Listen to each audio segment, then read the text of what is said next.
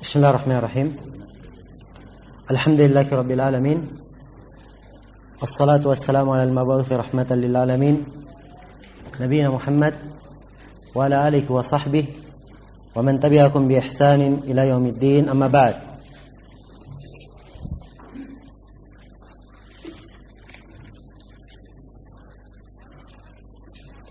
Di sini ada 3 kesimpulan yang meyakinkan dari apa yang disebutkan oleh Syekh Muhammad bin Abdul Wahhab rahimahullahu taala pada kaidah yang terakhir yang kita sebutkan. Pada ucapan beliau wa arafta anna iqrarahum bi tauhidir rububiyah sampai ucapan beliau wa aba anil iqrari bihil musyrikun.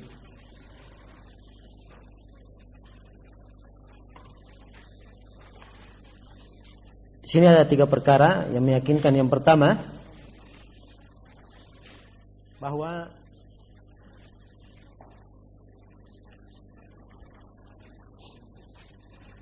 orang-orang musyrikun mereka juga memaksudkan sengaja melakukan ibadah kepada para malaikat, kepada nabi dan para wali. Rahmatullah.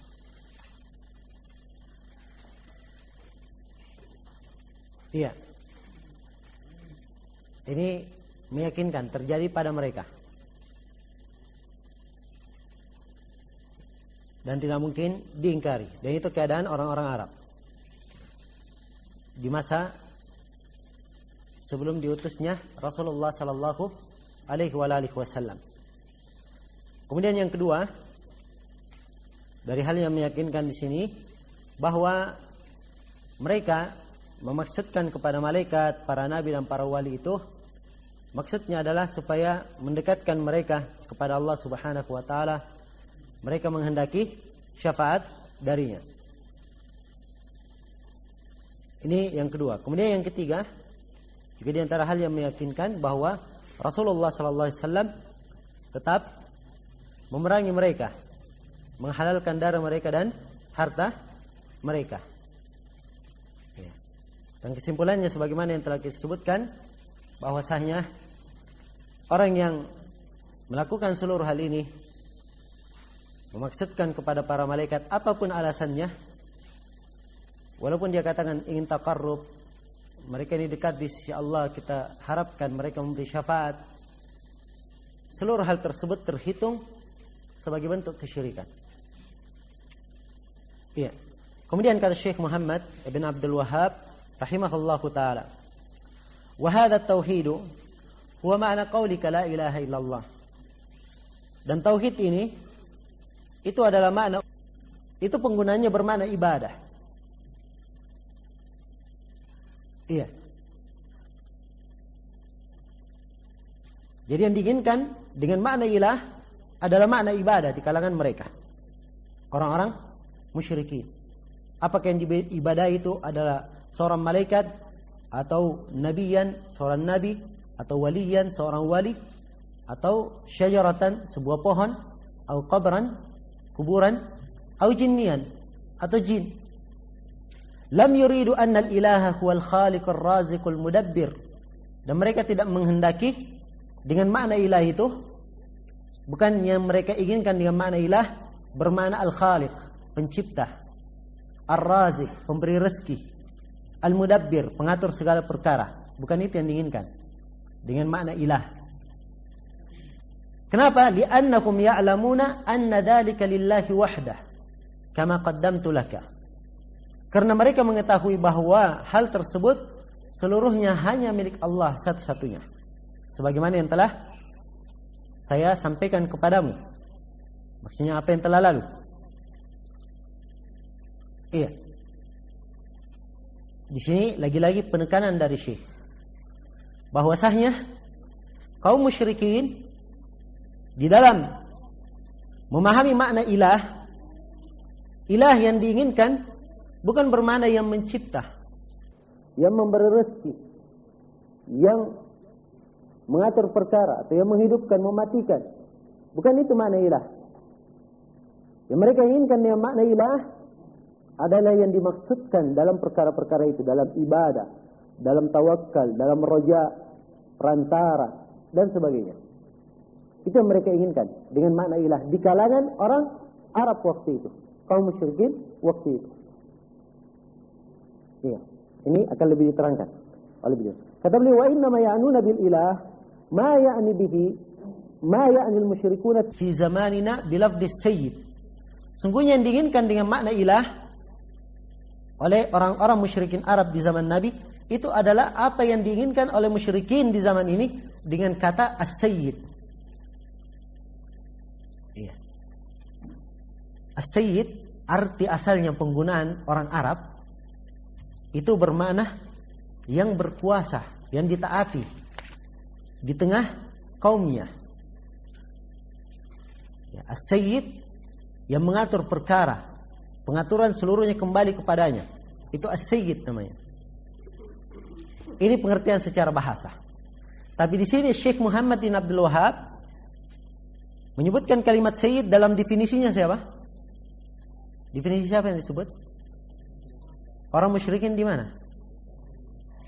Di masa beliau, bukan di masanya orang Arab. Iya. Orang-orang musyrikin di zaman Nabi, bukan itu, tapi di masa beliau. Jadi orang musyrikin di masa Syekh Muhammad bin Abdul Wahab menggunakan kalimat sayyid, itu maknanya bermakna ilah. Ya. Sebab as-sayyid di kalangan mereka, sayyid itu artinya dialah yang dijadikan sebagai perantara. Ya. Dia ini yang mempunyai sesuatu yang rahasia. Ada sir padanya.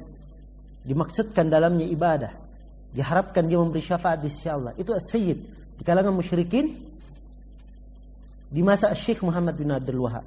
Sampai sekarang ini masih juga ada. Ya, di Mesir misalnya Sayyid Al-Badawi. Ya, dikatakan Sayyid Al-Badawi. Orang yang datang kuburannya minta berbagai macam keadaan. Sayyid Hussein As-Sayyid, kalau di Yaman As-Sayyid Aidarus. Ya. As-Sayyid Abdul Qadir Jailani. Ini di Indonesia. Ini Sayyid. Nah, apa yang mereka inginkan dengan kalimat Sayyid? Yaitulah dia ini yang menjadi perantara. Ya. Sayyid. Syekh di sini menjelaskan istilah. Ya. Makna Sayyid untuk mendekatkan pemahaman orang-orang di zaman itu. Dipahami ya? Kata beliau, fa'atahumun Nabi sallallahu alaihi wasallam yad'uuhum ila kalimatit tauhid. Maka Nabi sallallahu alaihi wasallam datang kepada mereka, menyeru mereka kepada kalimat tauhid.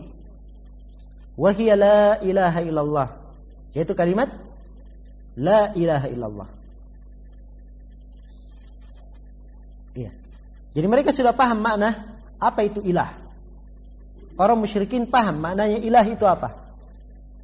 Ilah artinya dialah yang dimaksudkan dalam perkara-perkara ibadah. Itu ilah.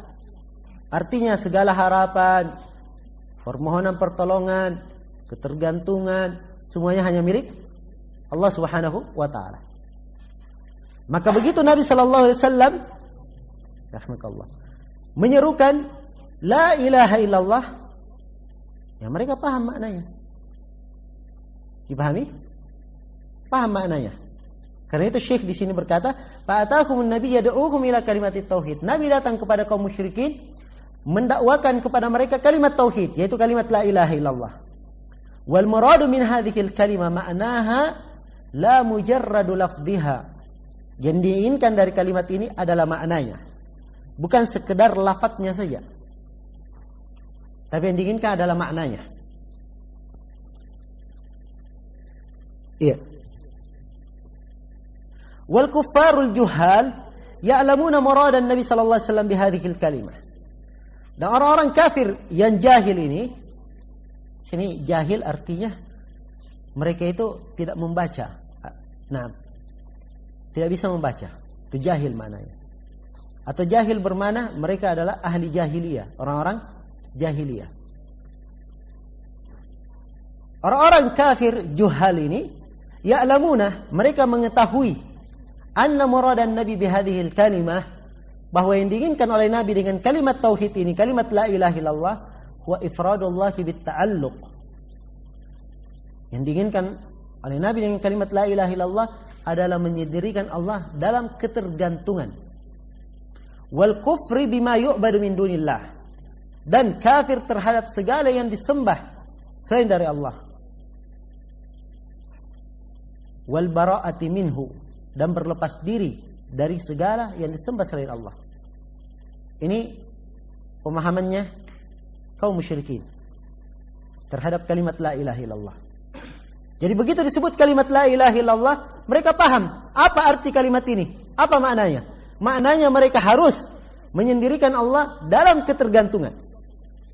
Apa artinya dalam ketergantungan? Ketergantungan hati hanya kepada Allah. Kalau ketergantungan hati hanya kepada Allah, ini mengharuskan tidak boleh tergantung kepada selain Allah. Keharusannya tidak boleh dia menyembah, tidak boleh tergantung kepada penghuni kubur, menjadikannya sebagai perantara, menjadikannya sebagai orang yang diharapkan syafaatnya di sisi Allah. Tidak boleh dia melakukan itu. Jadi harus disendirikan Allah dalam ketergantungan. Wal kufri bima yu'badu min dunillah, dan Allah subhanahu wa ta'ala harus disendirikan. Iya. Taib. Dan makna kalimat itu adalah kufur. Dia harus kafir, harus mengingkari. Naam. Ma yu'badu min dunillah, segala sesuatu yang disembah selain dari Allah. Tidak hanya kufur saja, kafir terhadapnya, tapi juga harus wal bara'ati minhu, dia harus berlepas diri darinya.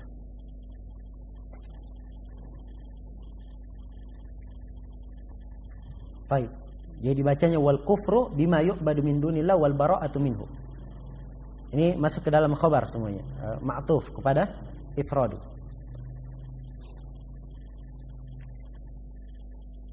Iya. Jadi ini makna la ilaha illallah yang dipahami oleh kaum musyrikin, bahwa la ilaha illallah artinya dia harus mengesahkan Allah dalam ketergantungan. Dia harus berlepas diri, harus kufur terhadap segala sesuatu yang disembah selain Allah, harus benci terhadapnya. Ini yang dipahami. Karena itu, apa dalilnya bahwa ini yang dipahami oleh kaum musyrikin? Apa dalilnya? Kata beliau, fa innahu lamma qala lahum qulu la ilaha illallah qalu aja'ala al-alihata ilahan wahida inna hadza la syai'un uja. Karena tatkala Rasulullah berkata kepada kaum musyrikin, qulu la ilaha illallah, ucapkan la ilaha illallah. Apa ucapan mereka? Apa jawabannya? Aja'ala al-alihata ilahan wahida inna hadza la syai'un uja. Apakah orang ini Nabi Muhammad ingin menjadikan sesembahan-sesembahan itu cuma satu? Ingin menjadikan ilah itu cuma satu? Sungguh ini adalah perkara yang menakjubkan. Iya. Sungguh ini perkara yang menakjubkan. Jadi sekarang mereka paham kalimat la ilaha illallah keharusannya cuma Allah yang disembah. Kaitannya dengan apa? Uluhiyah atau rububiyah? Uluhiyah. Mereka tidak berkata makna la ilaha illallah, ya, tidak mengingkari, kami tidak setuju hanya Allah yang mencipta, kami tidak setuju Allah yang berrezeki. Enggak. Mereka mengakui itu. Tapi yang mereka tidak terima dan menyebabkan mereka tetap dihukumi sebagai musyrik dan diperangi oleh Rasulullah, dihalalkan darahnya, karena mereka tetap mempersyirikatkan Allah dengan yang lainnya. Ketika dikatakan pada mereka la ilaha illallah, katakan tidak ada ilah, tidak ada yang berhak disembah kecuali Allah, mereka berkata, apakah orang ini ingin menjadikan sembahan cuma satu? Ini perkara yang menakjubkan. Mereka mengingkarinya. Iya. Dipahami ini? Kata Syekh rahimahullah, kata beliau, فَإِذَا أَرَفْتَ أَنَّ جُهَّالَ الْكُفَّارِ يَعْرِفُونَ ذَلِكَ. Kalau kamu mengetahui bahwa orang-orang kafir mengetahui hal tersebut, iya, itu dia tahu makna la ilaha illallah. Ini orang jahil, kafir, tahu maknanya. Tapi yang disebutkan tadi di atas, lamma qala lahum la ilaha illallah, itu riwayat dalam Musnad Imam Ahmad.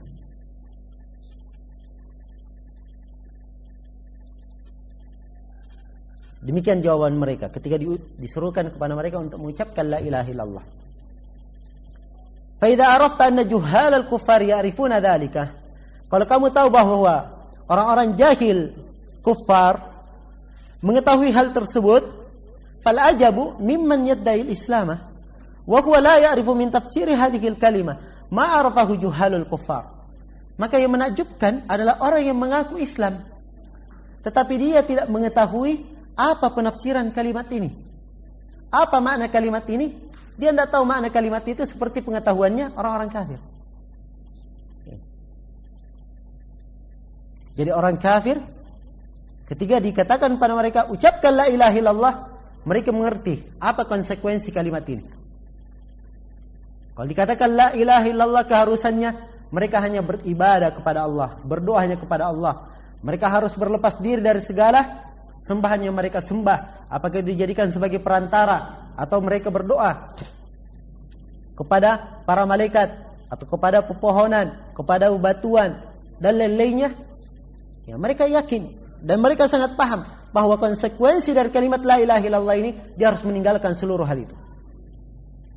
Itu keharusannya, mereka paham. Iya. Maka sangat aneh sekali kalau ada orang sekarang ini dia mengaku muslim tapi tidak tahu makna kalimat la ilaha illallah. Seperti pengetahuannya orang-orang musyrikin. Orang musyrikin paham kalimat la ilaha illallah. Cuma masalahnya mereka tidak mau menerimanya. Iya. Dan mereka dihukumi kafir dengan itu. Sekarang ada orang masuk ke dalam Islam, mengaku muslim tetapi tidak tahu apa arti la ilaha illallah. Iya. Kata beliau, bal yadhunnu anna dzalika huwa talaffuz bi hurufi. Bahkan orang ini yang mengaku Islam ini dia menyangka bahwa makna kewajiban dari la ilaha illallah itu hanya sekedar melafadzkan, mengucapkan kalimat itu dengan huruf-hurufnya. Min ghairi i'tiqadil qalbi, tanpa ada keyakinan dalam hati. Li syai'in minal ma'ani, terhadap suatu makna apapun.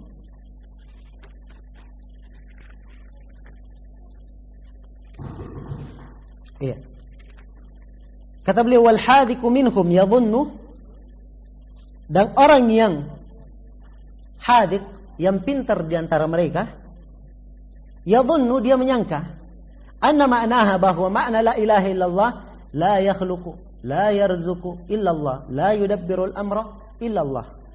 Dia menyangka bahwa maknanya tidak ada yang mencipta, tidak ada yang memberi rezeki kecuali Allah, tidak ada yang mengatur perkara kecuali Allah. Nah, ini yang banyak kita lihat di Indonesia. Ya. Kalimat la ilaha illallah diartikan apa? Tidak ada Tuhan selain Allah. Ya, kalau ada yang merinci lebih memperjelas maknanya, dia katakan tidak ada yang mencipta selain Allah, tidak ada yang memberi rezeki selain Allah. Ya. Apakah itu makna ilah? Bukan itu makna ilah yang dipahami oleh kaum musyrikin di zaman Nabi. Ya, kaum musyrikinnya saja itu paham betul apa maknanya. Nah, dan sebagaimana yang telah kita sebutkan, tauhid uluhiyah itu terkandung dalamnya apa? Tauhid rububiyah. Memang benar Allah yang Maha Mencipta, Allah yang Maha memberi rezeki, Allah yang menghidupkan dan mematikan. Namun bukan itu makna asal dari la ilaha illallah. Ya. Makna la ilaha illallah, tidak ada yang berhak disembah kecuali Allah. Ibadah hanya untuk Allah Subhanahu wa taala. Keharusannya kalau dia mengakui bahwa ibadah hanya milik Allah, keharusannya dia pasti mengakui bahwa Allah yang mencipta, memberi rezeki dan seterusnya. Jelas ini? Iya.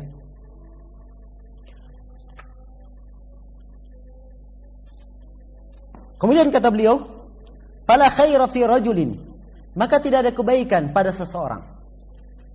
Juhalul kuffari a'lamu minhu bima'na la ilaha illallah. Tidak ada kebaikan pada seorang orang jahilnya, orang kafir yang jahil itu lebih paham makna la ilaha illallah daripada dia. Kan ada kebaikannya kan? Ada orang mengucapkan la ilaha illallah, tapi tidak paham mana la ilaha illallah. Ya. Siapa yang lebih bagus? Dari orang musyrik yang mereka tidak menerima, tetapi mereka paham makna la ilaha illallah. Ya. Sebagian orang di zaman ini dia mengucapkan la ilaha illallah, sudah melakukan seperti perbuatannya kaum musyrikin, tidak paham lagi apa arti la ilaha illallah. Maka tidak ada kebaikan pada orang yang seperti ini. Iya.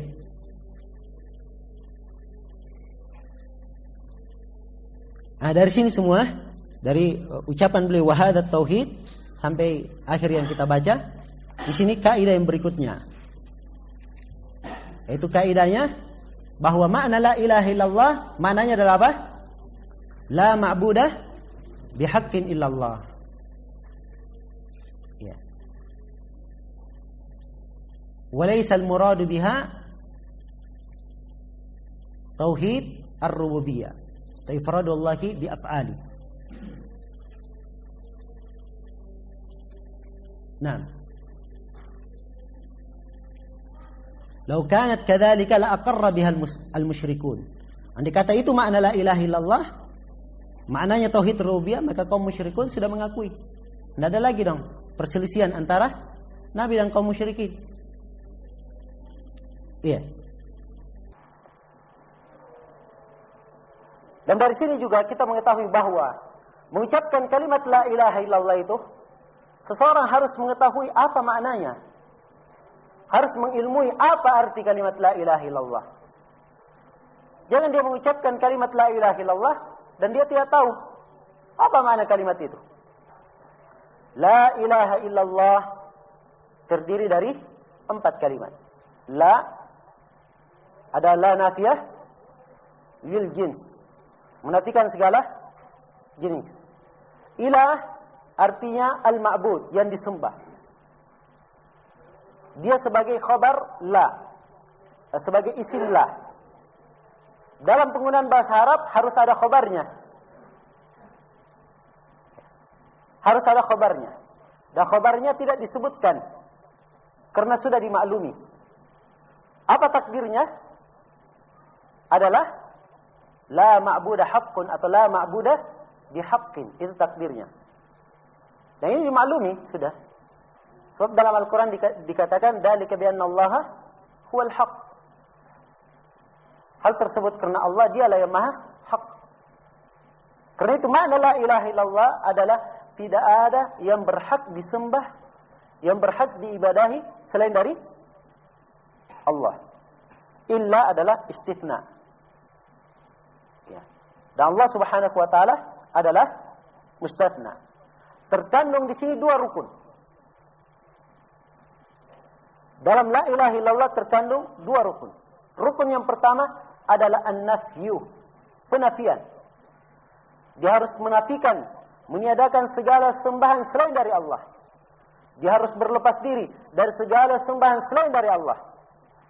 Rukun yang kedua adalah al-itsbat. Dia harus menetapkan bahwa yang disembah hanya Allah Subhanahu wa taala. Dan la ilaha illallah ada berapa syarat?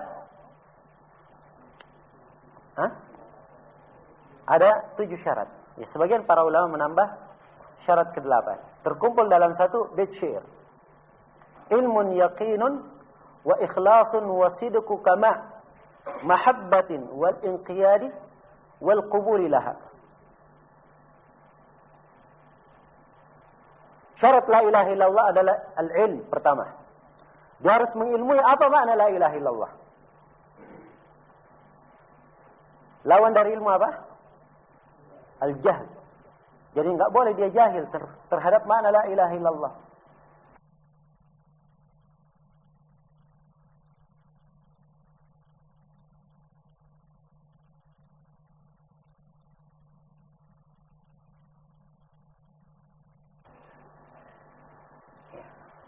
Syarat yang kedua adalah yakin. Dia harus yakin akan makna la ilaha illallah. Ya, pertama berilmu ya. Sebab dikatakan di dalam beberapa nas seperti dalam hadis Rasulullah sallallahu alaihi wasallam bersabda, "Man mata wa huwa ya'lamu annahu la ilaha illallah dakhala al-jannah." Siapa yang mati dan dia mengetahui, perhatikan, dan dia mengetahui bahwa tidak ada yang berhak disembah kecuali Allah, dia masuk surga. Hadits Utsman bin Affan riwayat Muslim.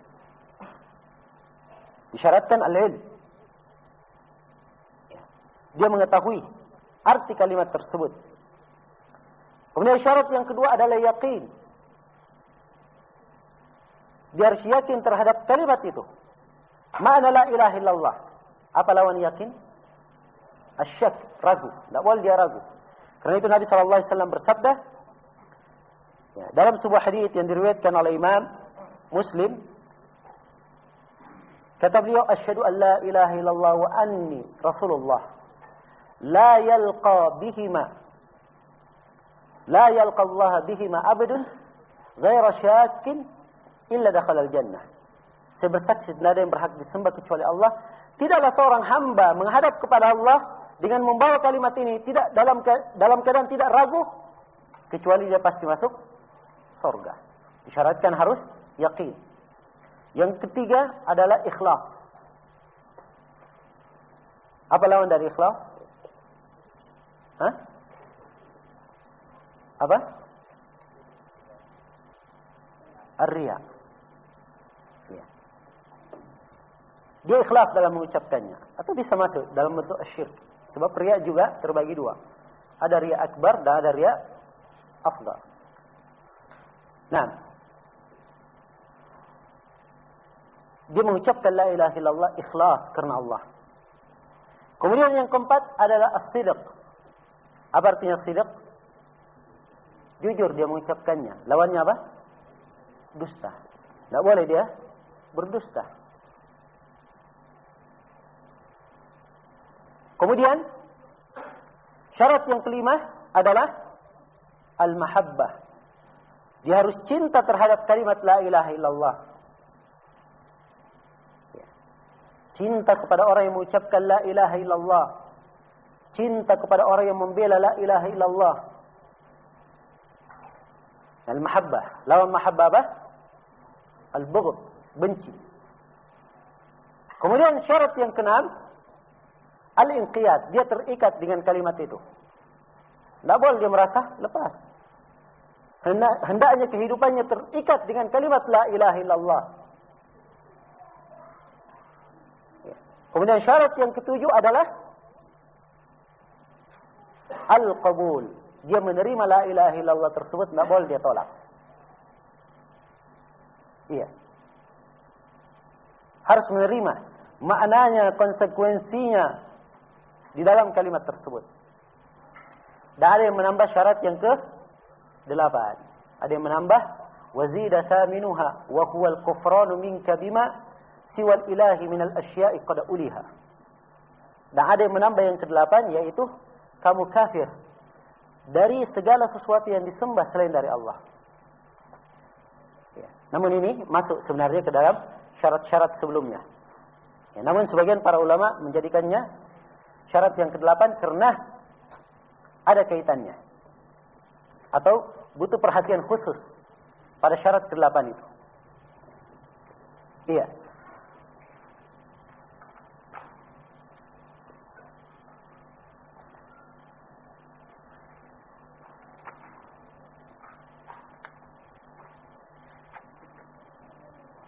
Kemudian kata Syekh Muhammad bin Abdul Wahhab rahimahullahu taala, "Idza arafta ma dzakartu laka ma'rifata qalbin." Apabila kamu sudah mengetahui apa yang saya sebutkan kepadamu, ma'rifata qalbin, dengan pengetahuan hati. Apa artinya pengetahuan hati? Maksudnya pengetahuan yang meyakinkan telah menyatu di dalam hatimu. Ya, kamu sudah mengetahui. Ya, betul-betul meyakinkan ya apa yang beliau sebutkan sebagai pendahuluan ini. Wa idza arafta ma dzakartu laka ma'rifata qalbi. Kalau kamu mengetahui apa yang saya sebutkan kepadamu, ma'rifat qalb, wa arafta syirka billahi alladhi qala Allah fihi, dan kamu juga sudah tahu tentang kesyirikan kepada Allah. Ya Allah berfirman tentangnya, Inna Allah la yaghfiru an yushraka bih wa yaghfiru ma duna dzalika liman yasha. Sungguhnya Allah tidak mengampuni dosa kesyirikan dan mengampuni selain dari itu bagi siapa yang Allah kehendaki. Iya. Ini penjelasan tentang bahaya kesyirikan.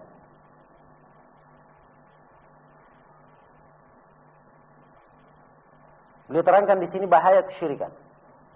Dari ayat innallaha la yaghfiru an yushraka bih. Sungguhnya Allah tidak mengampuni dosa kesyirikan. Syirik apa ini? Syirik asghar atau syirik akbar? Ada dua pendapat di kalangan para ulama. Ada yang berkata seluruh jenis syirik masuk. Dan ini pendapat Syekhul Islam Ibn Taimiyah. Dan banyak juga dari para ulama di zaman ini menguatkannya. Sebab konteksnya umum. Maksudnya orang yang berbuat syirik asghar itu sama dengan syirik akbar. Kalau dia meninggal dalam keadaan belum bertobat, maka tidak diampuni. Tapi hukum di akhirat tentunya kan beda. Kalau syirik akbar pelakunya apa? Kekal dalam neraka. Kalau syirik asghar, dia termasuk dosa yang tidak mengeluarkan dari keislaman. Iya kan? Jadi hukumnya beda. Namun dari sisi tidak diampuninya sama hukumnya. Ini pendapat Syekhul Islam Ibn Taimiyah. Namun kebanyakan para ulama memandang bahwa yang diinginkan di sini hanyalah syirik akbar saja. Iya. Sebab kelanjutan ayatnya dikatakan wa yaghfiru ma duna dzalika liman yasha. Dan Allah mengampuni selain dari itu bagi siapa yang Allah kehendaki.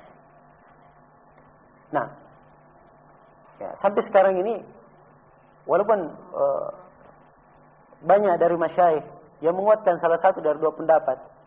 Ya, saya hadir di syekh ini dan syekh ini menguatkan pendapat yang pertama. Hadir di syekh yang lainnya menguatkan pendapat yang kedua. Ya, sampai hari ini saya melihat dua-duanya masih kuat. Iya. Dan mengandung pendalilan yang sangat kuat sekali dalam memahami ayat. Ala kulli hal, di sini dikatakan innallaha la yaghfiru bih. Innallaha la yaghfiru an yushraka bih. Ini menunjukkan bahaya kesyirikan. Yaitu orang yang berbuat kesyirikan tidak akan diampuni. Iya. Ini bahaya yang pertama. Dan ini diterangkan dalam ayat. Diterangkan dalam ayat-ayat yang lain bahaya kesyirikan. Di antaranya, orang yang berbuat kesyirikan kekal dalam neraka. Apa dalilnya? Ayo. Innahu man yusyrik billah faqad harrama Allahu alaihi al-jannah wa ma'wahu an-nar wa ma lidh-dhalimina min ansar. Sungguhnya barang siapa yang berbuat kesyirikan, maka Allah telah haramkan untuknya surga dan tempat tinggalnya adalah neraka. Tidak ada penolong bagi orang yang zalim. Di antara bahaya kesyirikan. Bahaya kesyirikan ini, syirik itu menghancurkan seluruh amalan. Apa dalilnya? وَلَقَدْ أُوحِيَ إِلَيْكَ وَإِلَى الَّذِينَ مِنْ قَبْلِكَ لَئِنْ أَشْرَكْتَ لَيَحْبَطَنَّ عَمَلُكَ وَلَا تَكُونَنَّ مِنَ الْخَاسِرِينَ. Sungguh kami telah wahyukan kepada engkau Nabi Muhammad dan kepada para nabi sebelum engkau. Andai kata engkau berbuat kesyirikan, akan hancur seluruh amalannya. Dan sungguh engkau akan menjadi orang yang merugi. Ya.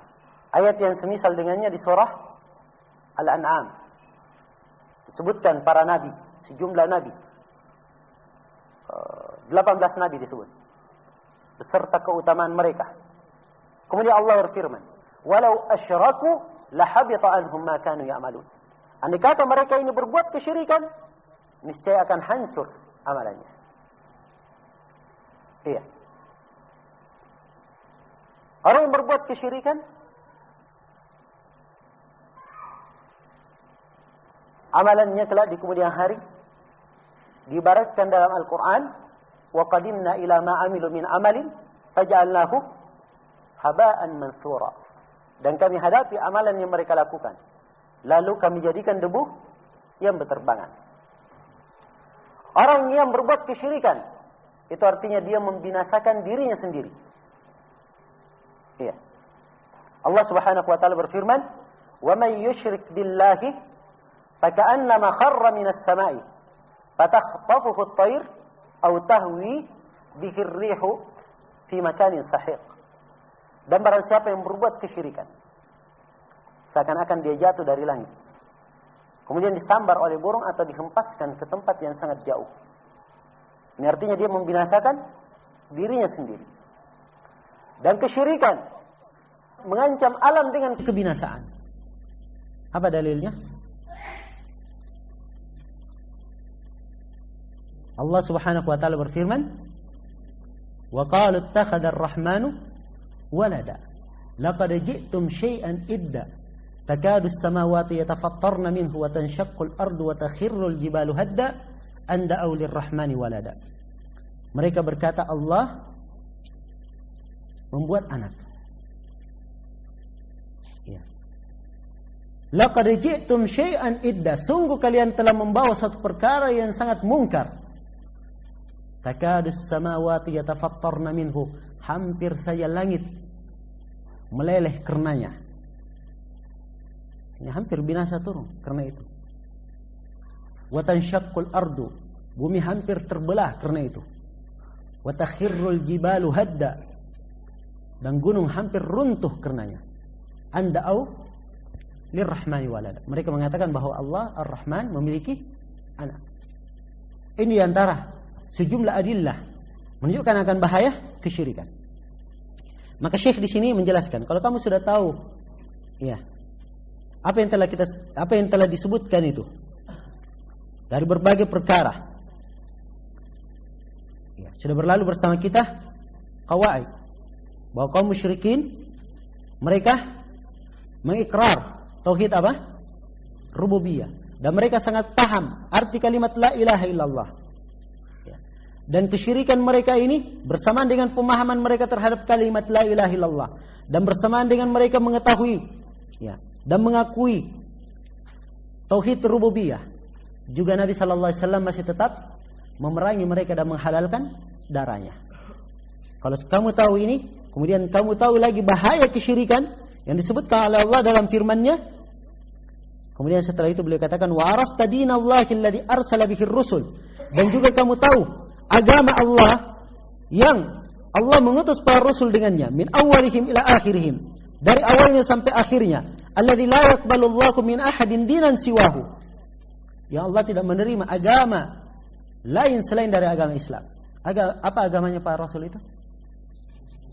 Ifradullahi bil ibadah, ya, mendakwakan manusia agar supaya mereka hanya menyembah kepada Allah saja. Ini agamanya para rasul. Ya, kalau kamu sudah tahu semua ini, wa arafta ma asbaha ghalibun nasi fihi minal jahli bihadza. Ya.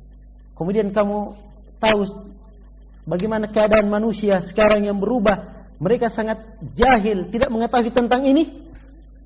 Maka seluruh hal ini afadaka faidataini, memberikan kepada engkau dua faidah, dua manfaat. Ya. Ini dua manfaat yang sangat agung yang disebut oleh Syekh Muhammad bin Abdul Wahhab di sini, rahimahullahu taala. Yang setiap dari kita hendaknya senantiasa memuji Allah Subhanahu wa taala akan manfaat dan faedah ini.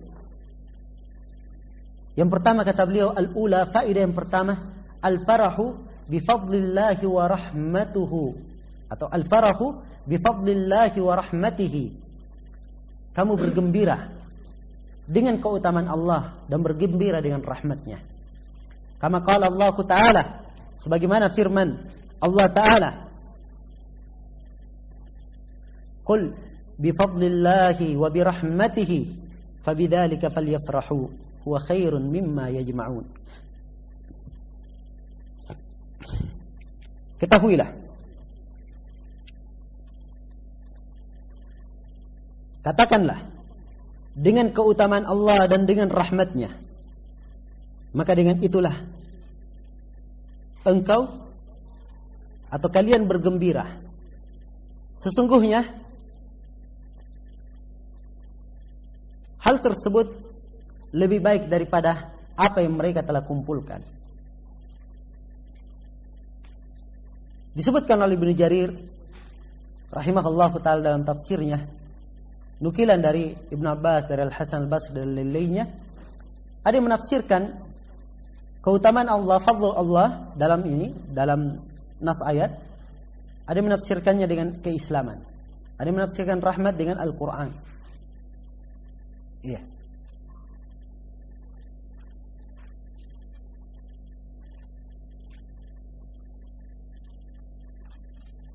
Ini penafsiran para ulama terhadap ayat.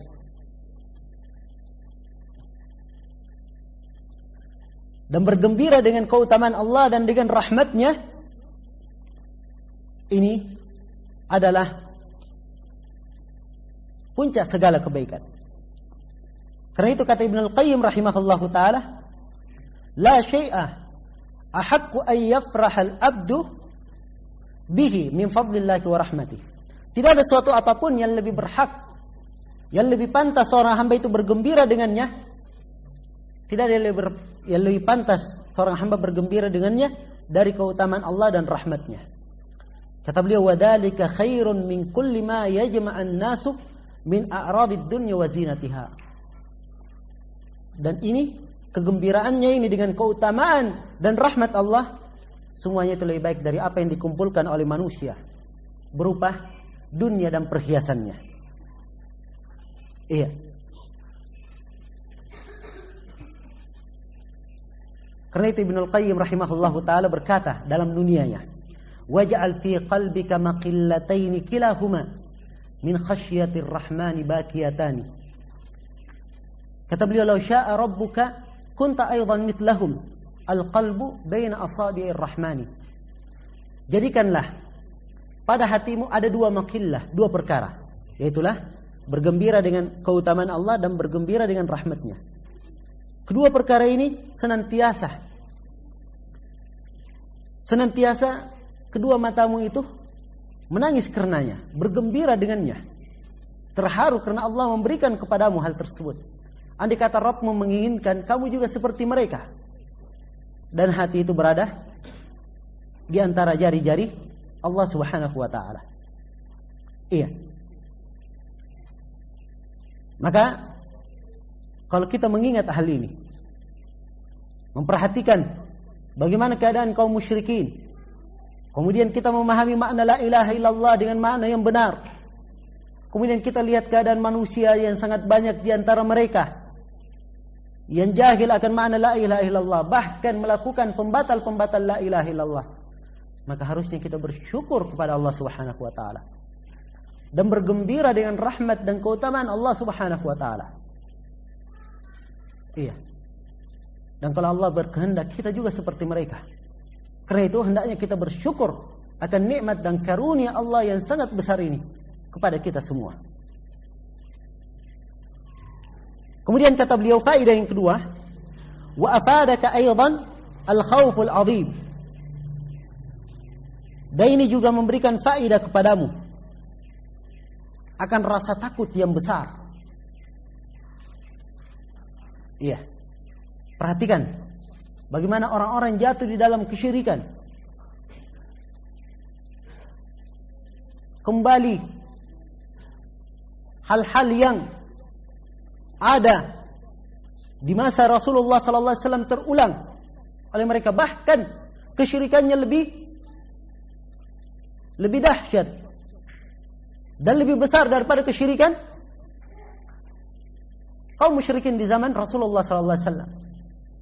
Maka ini mengharuskan kamu, memberikan faedah kepada kamu bahwa engkau harus senantiasa khawatir akan dirimu jatuh di dalam kesyirikan. Dan ini faedah yang sangat besar sekali, sering diulangi oleh Syekh Muhammad bin Abdul Wahhab rahimahullahu taala. Bahkan beliau memberikan bab khusus dalam kitab Tauhid, babul khaufi minasy syirk, bab takut dari kesyirikan. Beliau bawakan ayat Nabi Ibrahim alaihi salam yang berkata, "Wajnubni wa baniya na'budal asnam." Jauhkanlah saya dan keturunanku dari menyembah patung. Kata para ulama, Nabi Ibrahim saja seperti ini kekhawatirannya. Maka tidak ada yang boleh takut, tidak ada yang boleh merasa aman setelah Nabi Ibrahim. Nabi Ibrahim saja tidak merasa aman. Padahal beliau adalah Abul Hanifiyah, dipuji kelurusan tauhidnya, kebenaran tauhidnya. Bahkan Nabi Muhammad diperintah mengikuti beliau. Beliau saja keadaannya seperti itu, khawatir. Apalagi kita. Maka kekhawatiran ini senantiasa ada pada diri kita, dan ini akan mewarnai kehidupan, akan menyebabkan seorang muslim senantiasa mempelajari tauhid, mengulanginya, menghafalkannya, jangan sampai dia terjatuh dalam kesyirikan. Dan senantiasa ia menjauh dari ahlu syirk, khawatir akan tertimpa dengan musibah dan kesyirikan yang mereka lakukan. Ini diantara faedahnya.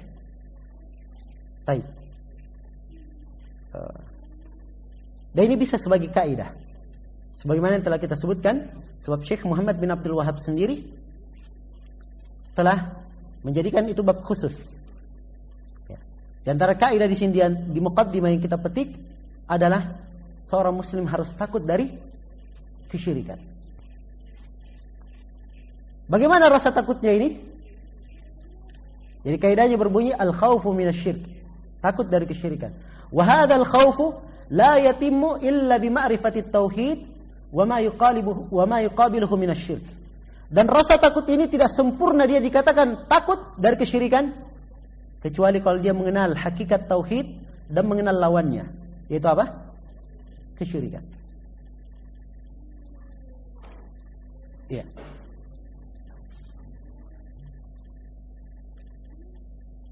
Baik, kita berhenti dulu sampai sini. Sebab yang berikutnya ada masalah berkaitan dengan al-udhur bil jahl. Ini butuh dipaparkan lebih luas.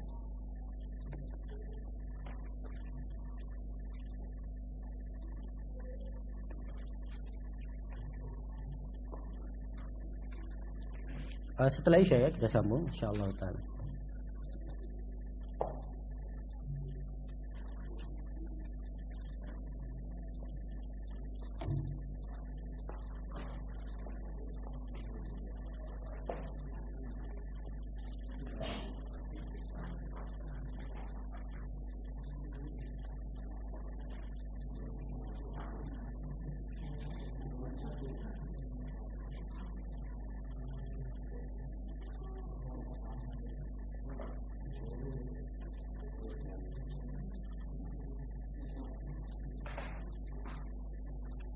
Bagaimana keyakinan atau akidah NU itu sebenarnya? Katanya banyak kesyirikannya. Ya bukan lagi katanya. Dan antum hendaknya senantiasa mempelajari Kitab Tauhid, mempelajari buku-buku tauhid. Itu perkara yang sangat penting sekali. Menghafalkan adillahnya. Dan silahkan lihat ke masyarakat. Jangan lihat kepada golongannya siapa. Itu bukan hanya dilakukan di kalangan orang ini saja. Ada juga golongan yang lain jatuh dalam berbagai bentuk kesyirikan. Maka pelajari tauhid dengan baik, dan akan nampak hal-hal yang merupakan kesyirikan itu. Katanya, apakah orang yang lama belajar di NU sulit untuk menerima syariat Islam yang murni suci ini, yaitu dengan mengikuti Al-Quran dan Sunnah serta mengamalkannya?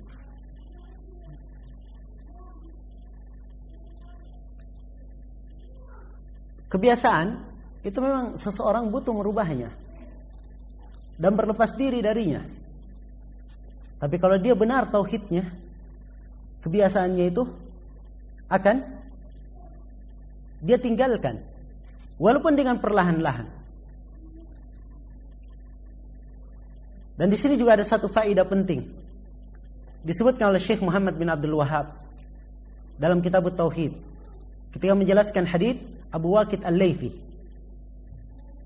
tentang Nabi SAW ketika keluar ke Hunain bersama beliau orang-orang yang baru masuk Islam. Baru masuk Islam, setelah itu mereka minta dibuatkan Datu Anwat. Ini apa ini? Kesyirikan itu bukan? Kesyirikan. Kata beliau, orang yang baru lepas saja dari kesyirikan, kekufuran, dulunya terbiasa dengan suatu kebiasaan, maka tidak ada jaminan dia tidak kembali lagi kepada kebiasaannya. Tidak ada jaminan. Ya karena itu bergaulnya kepada ahlu tauhid. Kalau dia terbiasa dengan itu, dia rubah. Semakin dia perkuat mempelajari tauhid, dia mapangkan supaya hal tersebut menyatu dengan dirinya. Itu keharusannya. Dan ini juga faedah yang sangat besar, subhanallah. Iya. Banyak dilalaikan oleh sebagian orang. Ada sebagian orang jatuh dalam kesalahan-kesalahan. Dianggap kesalahan-kesalahan itu cukup dengan begitu saja meninggalkannya tanpa memperbaikinya, ya, dan tanpa ia mempelajari lawan yang sebenarnya. Dengan itu kesalahannya akan hilang dan dia tidak terjatuh lagi dalam kesalahan tersebut. Iya. Ini diantara faedah-faedah yang sangat penting sekali dari kitab, dari apa yang disebutkan oleh Syekh Muhammad bin Abdul Wahab tersebut.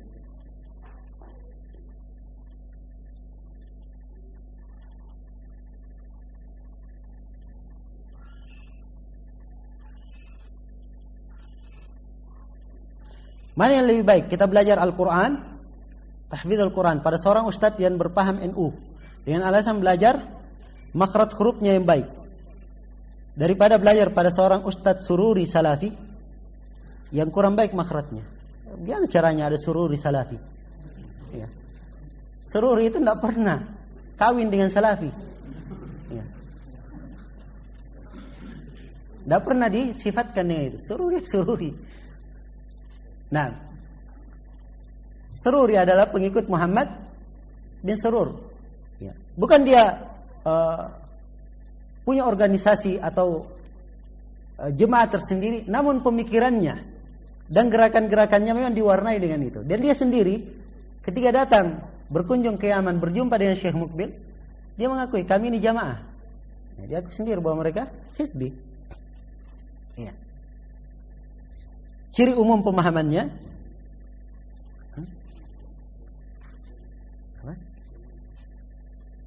Sunni. Iya. Katanya Sunni Salafi, bukan Sururi. Iya. Salah baca kalau gitu ya. Baik, afwan. Habis N-nya kayak R gitu loh.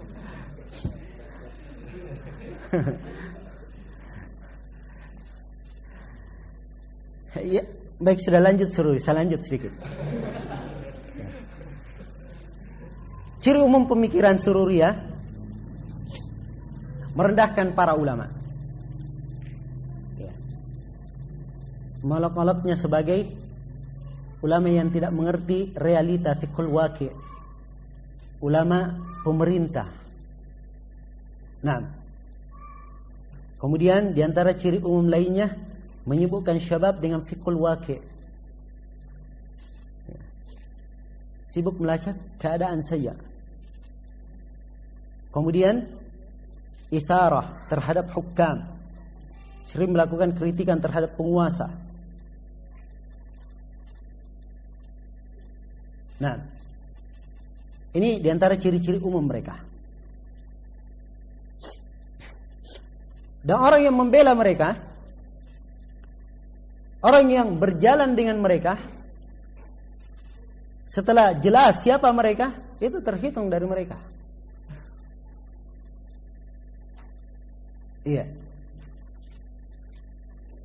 Dan yang seperti ini di Indonesia itu jelas. Ya. Tempat-tempatnya di mana? Dan arahnya kemana? Baik. Kita kembali kepada belajar makhraj. Ini ilmu tajwid. Ilmu tajwid ini kalau di Indonesia itu bukan cuma orang NU saja yang bisa. Banyak dari kalangan ahli sunnah yang bisa tajwid. Kalau hanya sekedar tajwid membaca dengan makhraj yang benar. Para ulama di dalam masalah ilmu bahasa atau ilmu tajwid itu hanya mengisyaratkan bolehnya kapan itu?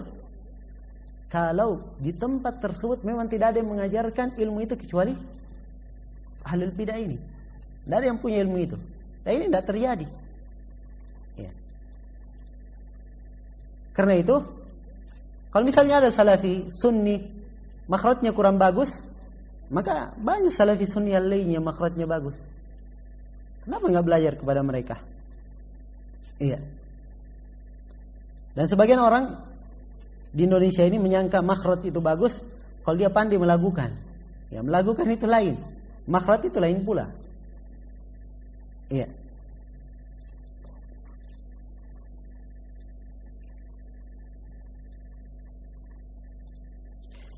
Syarat orang yang diambil ilmunya ada 3. Bagaimana jika salah satu syarat ini hilang? Apa kita boleh belajar kepadanya? Bagaimana caranya kalau hilang salah satunya? Kita mau belajar sama orang yang rusak akidahnya? Antum mau belajar sama orang yang rusak manhajnya? Antum mau belajar sama orang yang senang membuat kekacauan, kerusuhan di tengah umat? Tidak menasihati umat? Harus terpenuhi 3-tiganya. Iya. Sebab itu dari lawazimud da'i. Kalau terjadi sebagian kesalahan, dan kesalahan ini adalah kesalahan yang sifatnya muncul bukan keras kepala dari orang tersebut karena kurangnya ilmu dan bisa dinasihati, itu lain lagi masalahnya. Iya. Wallahul musta'an.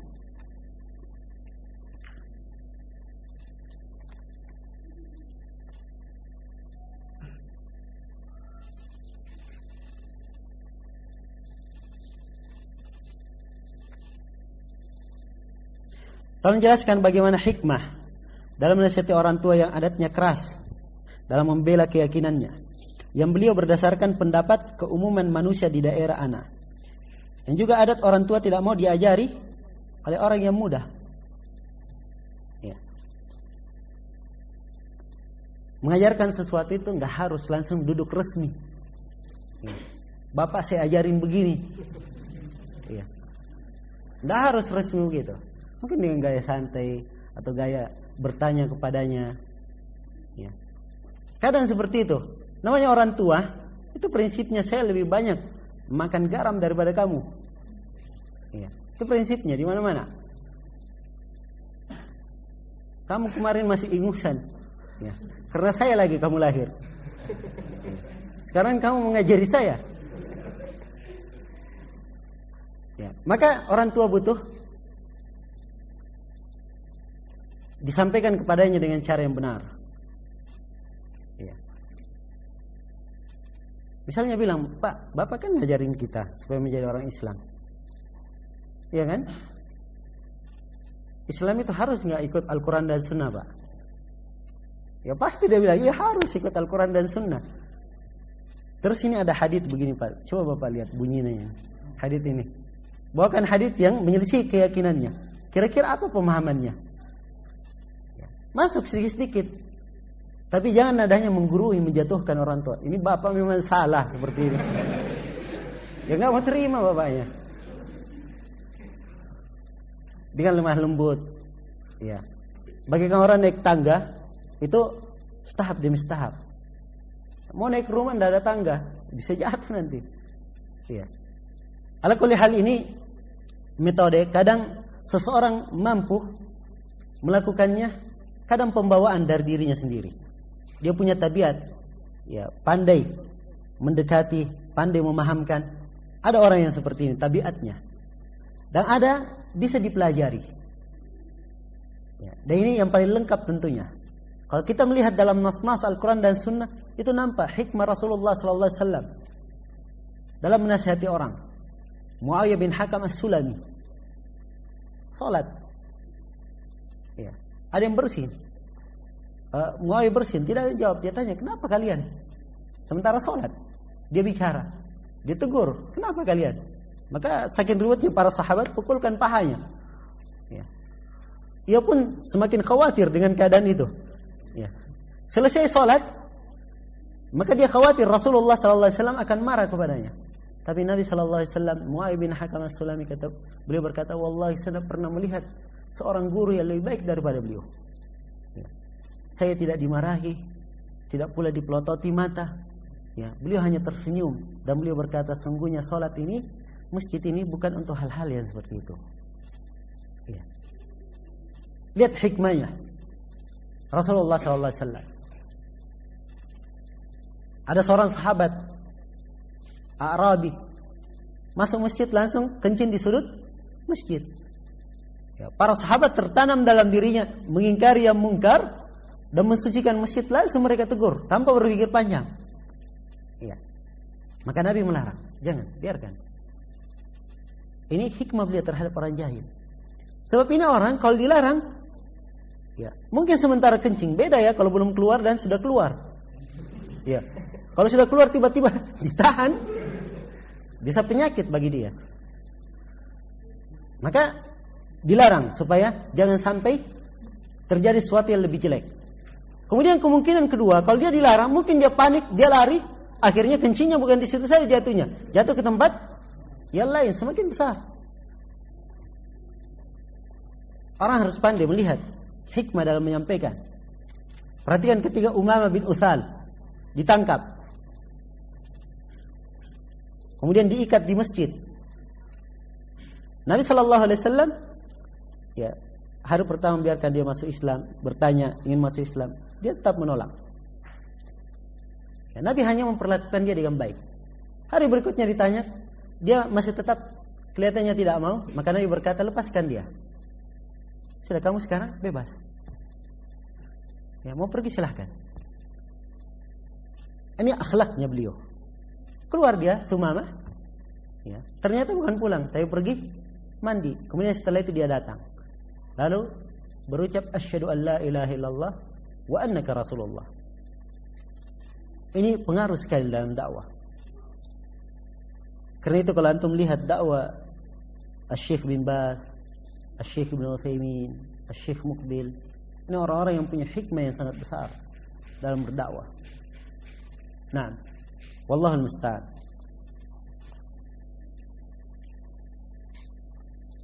Ya, pernah juga satu kejadian,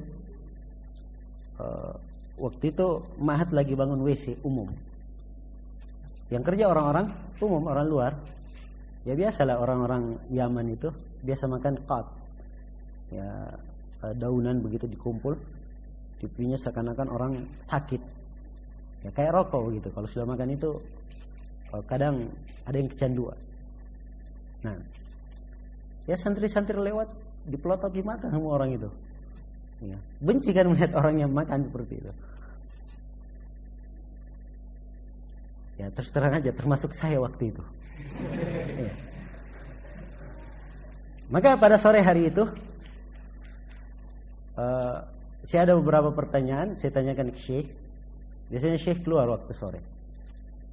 Maka sambil jalan, saya tanyakan pertanyaan-pertanyaan tersebut ke Syekh. Kebetulan lewat depan orang-orang yang kerja tersebut. Di situ saya lihat bagaimana hikmah beliau. Ya. Beliau tidak mempelototi mata, bahkan beliau memberi salam biasa indah sekali. Assalamualaikum warahmatullahi wabarakatuh. Tanya, "Kaifa halukum?" Jalan beliau setelah itu. Orang jahilin enggak tahu apa-apa. Ya. Kita memang benci apa yang dilakukan, tetapi harusnya seorang itu pandai, ya, mengungkapkan kebenciannya, rasa marahnya tepat pada waktunya. Kalau belum lagi diajarin, belum lagi apa yang diperlakukan seperti itu, kemungkinannya dia semakin jauh. Ya, dengan akhlak yang seperti itu banyak orang yang mendapat petunjuk. Dan ini dilihat di dalam nusus Al-Quran dan Sunnah. Dan itu juga pentingnya mujalasah duduk di depan seorang guru. Ya, kata para ulama, andai kata tidak ada faedah bagi seorang murid kecuali akhlak dari gurunya, cukup itu sebagai faedah yang didapatkan. Iya. Wallahul musta'an. Kadang ada orang yang adillah yang dia sampaikan benar, Al-Quran dan Sunnah, namun karena tidak punya hikmah, tidak punya akhlak yang baik, apa yang dia sampaikan itu tidak ada yang didengar oleh umat. Iya. Dan ini hendaknya senantiasa kita ingat dan kita renungkan.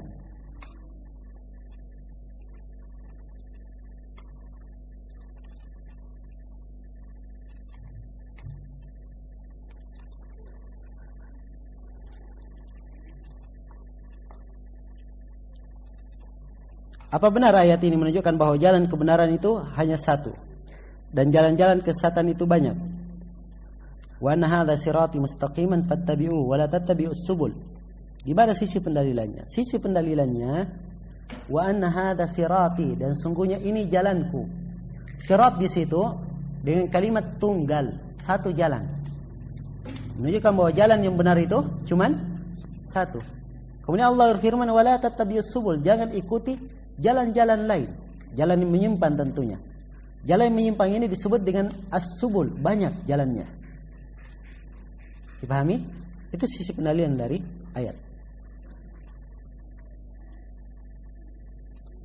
Apa dalil orang-orang LDII yang mengepal atau yang mengepel bekas orang selain jemaah mereka jika sholat di masjid mereka?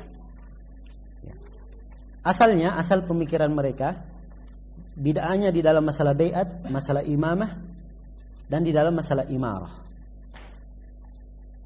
Klasiknya di situ. Jadi kalau orang yang tidak di luar jamaahnya, artinya dia adalah orang yang keluar dari jamaah. Kalau keluar dari jamaah, matinya mati apa? Jahiliyah, kafir. Hukumnya kafir. Dan mereka mengambil madhab yang paling aneh. Kalau kafir itu najis anggota tubuhnya, berdalilkan dengan ayat apa? Innamal musyrikuna najasun, sungguhnya kaum musyrikun itu najis. Kita katakan ini pendapat aneh yang mengatakan jasadnya najis. Ini pendapat Ibnu Hazm. Iya. Pendapat Ibnu Hazm. Dan ini pendapat yang lemah. Pendapat yang lemah. Orang kafir itu yang najis bukan jasadnya, tapi apa? Keyakinannya, kesyirikannya itu yang najis. Buktinya apa? Thumamah bin Usal diikat di mana?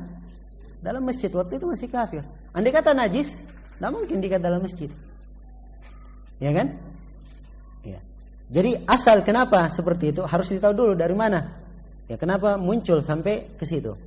Ya, asalnya mereka mengkafirkan dulu kaum muslimin. Orang kafir itu dihitungi sebagai najis jasadnya. Karena najis ya harus dibersihkan.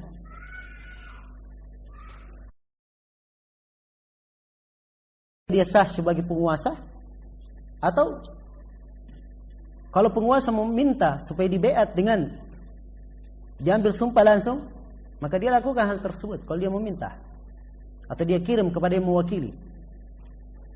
Iya, ini baiat.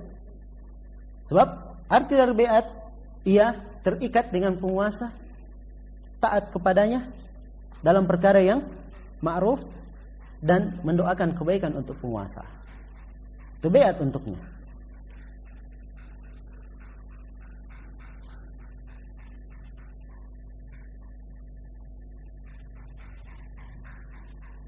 Apa mana logo 354 yang digunakan?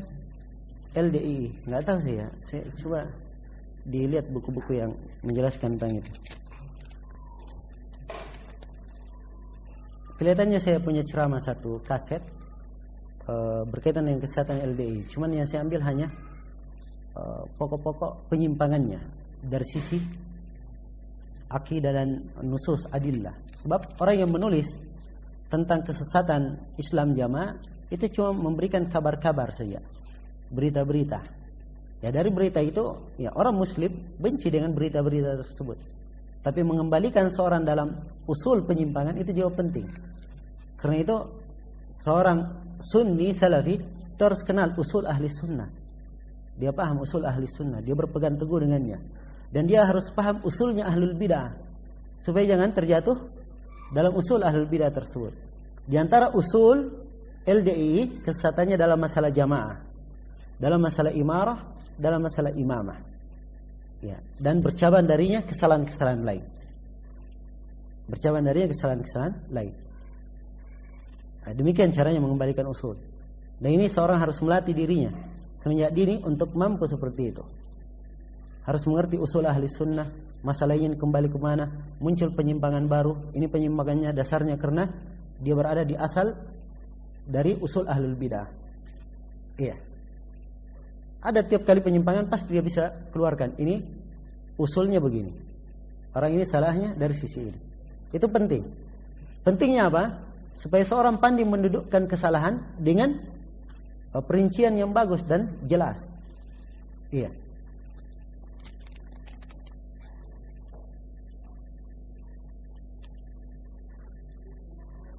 Tolong jelaskan siapa Syekh Abdul Qadir Jailani yang diagung-agungkan oleh orang Indonesia.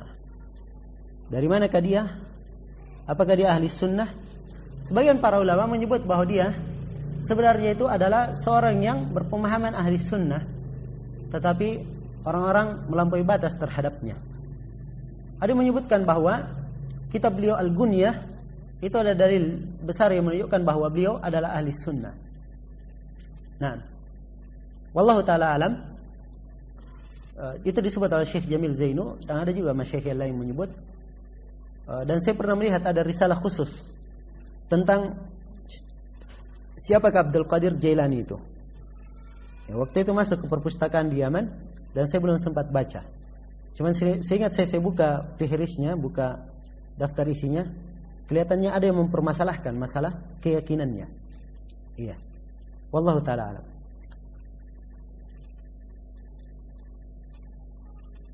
Apakah menutup telinga ketika adzan disyariatkan? Iya, disyariatkan. Berdasarkan hadis riwayat Ibnu Khuzaimah. Dan para ulama menyebutkan faedahnya supaya suaranya lebih lantang ketika ia mengumandangkan adzan. Nah,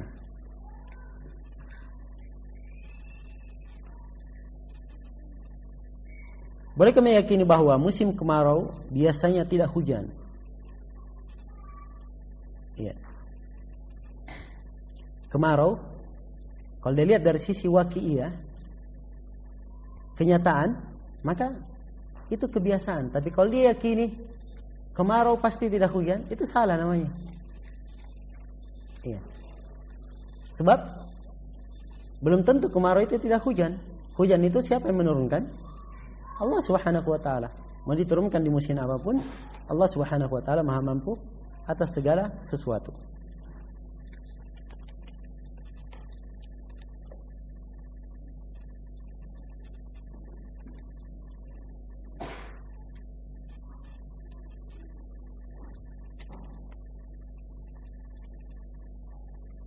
Kalau Abu Haidar, ada yang bertanya, man huwa Abu Haidar? Abu Haidar itu yang setahu saya dia di Bandung dan termasuk orang-orang yang mempunyai jabatan yang tinggi di As-Safwa. Iya. As-Safwa ini yayasan Sururiyah Tulen yang masih berhubungan dengannya pada hari ini, khususnya di Indonesia ini, itu tidak dihitung mempunyai udzur lagi. Kenapa? Sebab para masyayikh yang datang itu sering menjelaskan tentang Sururiyah, tentang bahaya mereka. Dan mereka ini orang jelas-jelas permusuhannya terhadap ahli sunnah. Selebaran saja mengatakan Syekh Al-Albani murjiah, mereka juga bagi orang-orang Safwa itu. Apakah mereka mau dikatakan ahli sunnah? Nah, Abu Haidar linknya ke sana, termasuk orang yang ditokohkan di sana bersama Khalid Syamhudi. Wal mar'u ala dini khalili.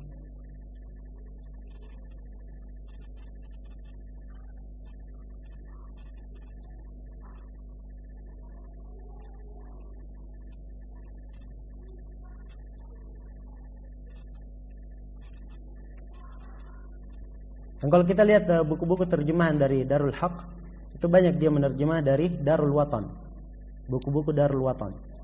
Dan antum perlu ketahui cetakan Darul Watan Saudi Arabia itu percetakan resminya Sururiyin.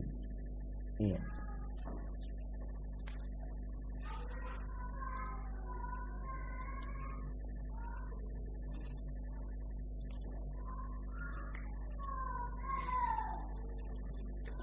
Dan mereka memang pandai, tokoh-tokoh buku seperti itu pandai mengelabui. Kadang dia cetak juga buku-buku sebagian para ulama ahli sunnah ya untuk mengelabui orang. Ya.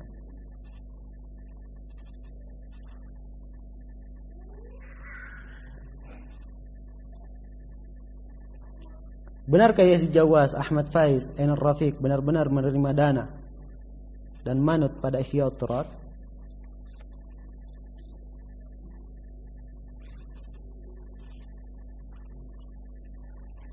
Yang jelas para masyaikh. Ya, saya hitung ya. Mulai pertama kali datang Syekh Ali Hasan sendirian. Waktu itu saya nggak ada di Indonesia, masih di Yaman. Cuma seluruh kaset ceramah beliau saya dengarkan ketika berada di Indonesia. Beliau memperingatkan tentang bahaya Ihya'ut Turath, khususnya berkaitan dengan Abdurrahman Abdul Khaliq. Saya sendiri mengambil satu faedah di situ, nggak pernah saya dengar di masyayikh yang lainnya.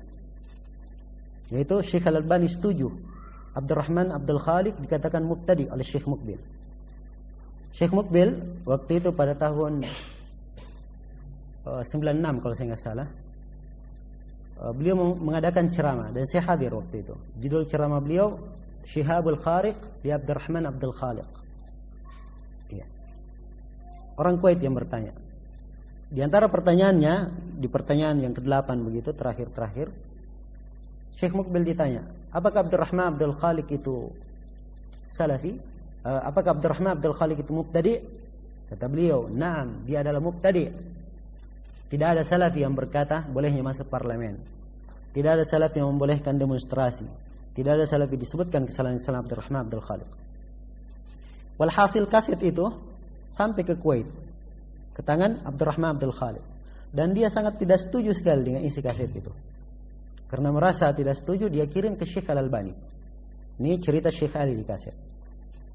Maka Syekh Al-Albani berkata kepada Syekh Ali, dan Syekh Ali berkata, saya menulis pesannya yang akan dijadikan sebagai balasan untuk Abdurrahman Abdul Khaliq. Komentar Syekh. Kata Syekh Al-Albani, saya setuju kepada Syekh Muqbil 100% pada apa yang diucapkan tentang Abdurrahman Abdul Khaliq. Iya. Ini sudah di awal kali Syekh Ali datang dan beliau sudah mengisyaratkan tentang hizbiyahnya Ihya'ut Turath. Satu. Yang kedua, datang lagi Syekh Ali dan Syekh Salim Al-Hilali. Antum tahu setelah itu mereka masih punya hubungan yang mesra dengan Ihya'ut Turath. Jamal Haddad bagian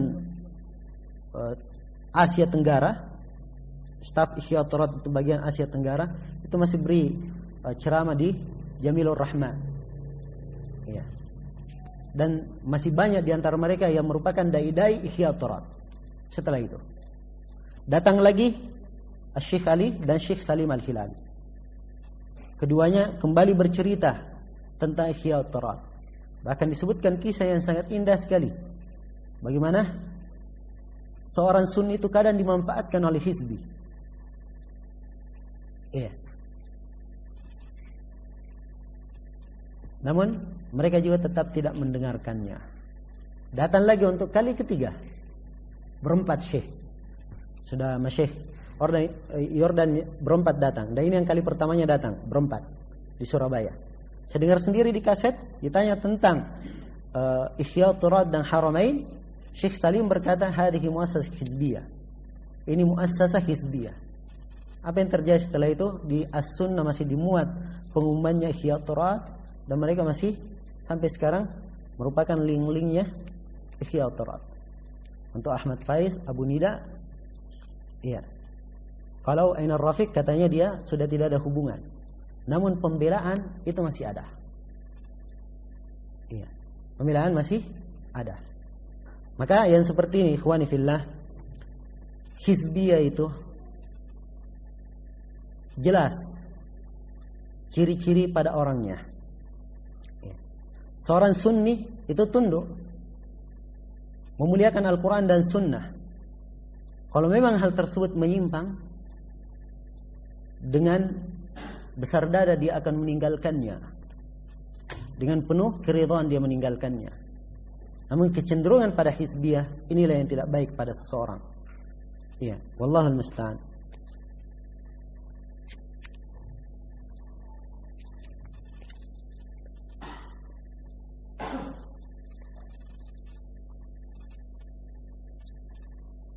Apakah Salman Al-Auda, Safar Hawali, Abu Hasan Al-Misri serta Abdurrahman Abdul Khaliq sama 100%? Satu spesies?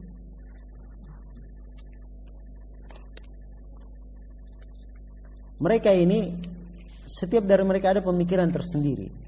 Yang jelas Mereka ini kelompok aneh-aneh saja. Ya. Sering membuat kekacauan di tengah umat.